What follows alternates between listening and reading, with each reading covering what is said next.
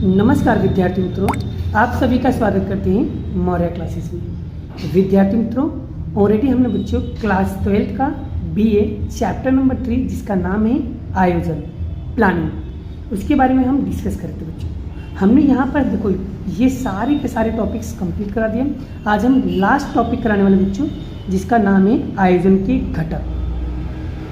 Concept wise समझा रहा हूँ बेटा, एक एक टॉपिक क्लियर कर रहा हूँ, बस आपको वीडियो में बने रहना है, सीखते रहना है और पढ़ते रहना बच्चों। ठीक है, तो चलिए शुरुआत करते हैं बच्चों। देखिए बच्चों, यहाँ पर क्वेश्चन आपके सामने स्क्रीन पर आ चुका है बेटा। आयोजन के घटक को समझाइए बेटा। इन प्लानिंग के जो कंपोनेंट है बेटा उसे हम डिटेल में आप समझेंगे और एक एक टॉपिक को समझते जाएंगे। और इसमें क्या है बेटा कि सारी चीज़ें मिक्स बेटा। आपको उद्देश्य के बारे में मैंने आपको समझा दिया, व्यू रचना क्या होती है वो भी मैंने नेक्स्ट वीडियो में आपको समझाया ही था। मेथड क्या होता है वो भी बताया था, नियम क्या होता है वो भी बताया था, अंदाज पत्र क्या होता है वो भी, ये सब चीज़ें बड़ा बताया है। बस इसको एक बार वापस से रिकॉलिंग करेंगे, रिवीजन करेंगे और अच्छे से पढ़ाई करेंगे। ठीक है, सबसे पहले बड़ा उद्देश्य। पहले बड़ा यहाँ पर किताबों में क्या लिखा है पहले हम इसे पढ़ लेते हैं, फिर मैं आपको एक्सप्लेन करता हूँ।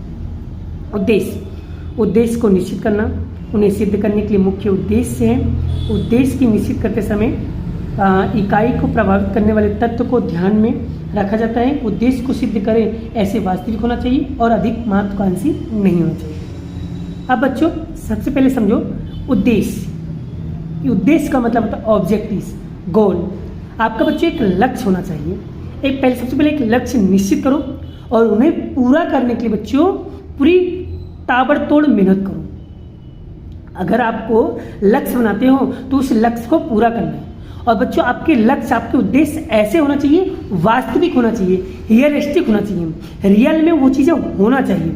ऐसे लक्ष्य आपको बनाना है बेटा जिससे आप लक्ष्य को पूरा कर सको। महत्वाकांक्षी नहीं होना चाहिए कि लक्ष्य बनाया है, हो जाएगा, कर लेंगे, बहुत टाइम है, हो जाएगा, पूरा हो जाएगा। जब आप यही सोचोगे तो नहीं पूरा होगा। सबसे पहले आपको करना क्या होगा, सबसे पहले आपको एक गोल डिसाइड करना होगा, एक लक्ष्य बनाना होगा और उस लक्ष्य को पूरा करने के लिए उसके अनुसार आपको कार्य करना पड़ेगा।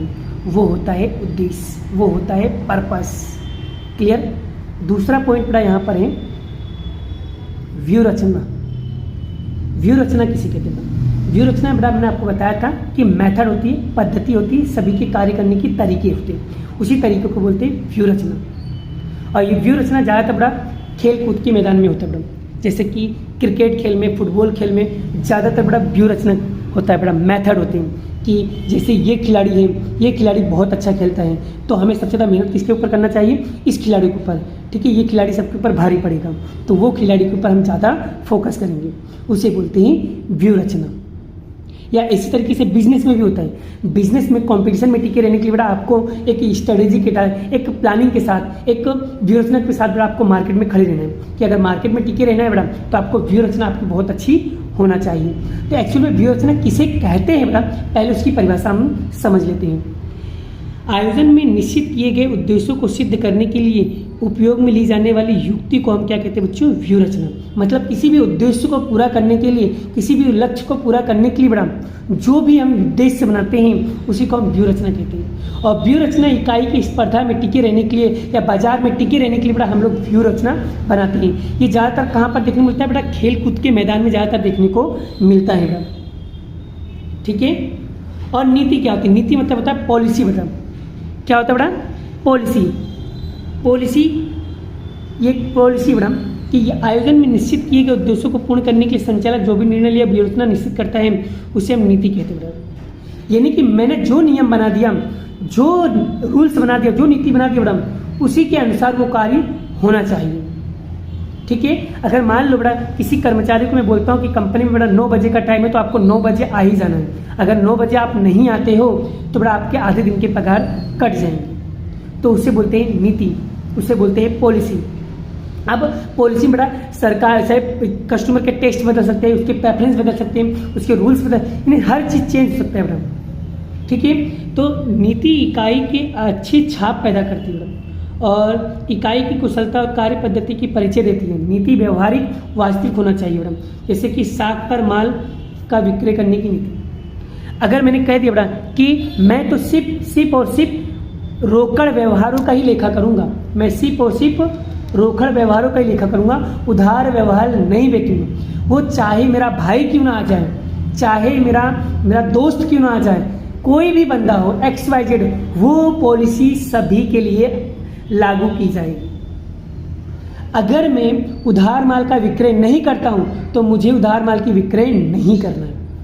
केस मतलब केस, तो अगर दूसरा कोई जाएगा भी ना, वो तुरंत क्या बोलेगा, भाई इस बिजनेस की दुकान पर, इसकी दुकान पर सिर्फ रोकड़ व्यवहार मिलता है, तो यानी यहाँ पर जाने के लिए हमें कैश पेमेंट देना ही पड़ेगा।